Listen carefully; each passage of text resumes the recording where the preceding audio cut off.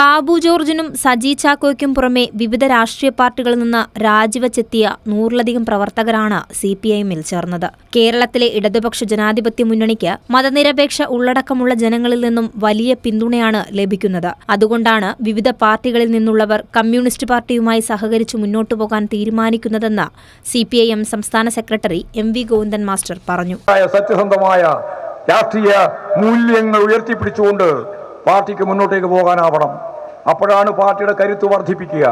അപ്പോഴാണ് ഇന്നലെ വരെ നമ്മോടൊപ്പം ഇല്ലാത്ത ആളുകൾ നമ്മുടെ പ്രസ്ഥാനവുമായിട്ട് ചേർന്ന് മുമ്പോട്ടേക്ക് വരിക.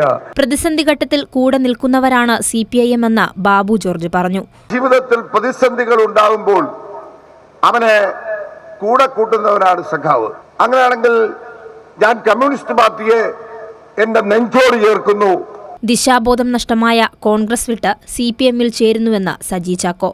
ദർശനം നഷ്ടപ്പെട്ട, മുഖം നഷ്ടപ്പെട്ട, കോൺഗ്രസിന്റെ ആശയങ്ങൾ എന്താണെന്ന് അറിയാത്ത ഒരുപറ്റ നേതാക്കന്മാരാണ് ഇന്ന് കോൺഗ്രസിലുള്ളത്. അതുകൊണ്ട് ഞാൻ ഒരു കാര്യം തീരുമാനിച്ചു. വികസനം എന്നാൽ സാധാരണക്കാരെയും പാവപ്പെട്ടവരെയും കരഗതമാക്കുന്ന വികസന നയം അന്വർത്ഥമാക്കുന്ന CPIM. ആ CPIMനോട് ചേർന്ന് പ്രവർത്തിക്കുവാൻ എനിക്ക് അഭിമാനമുണ്ട്.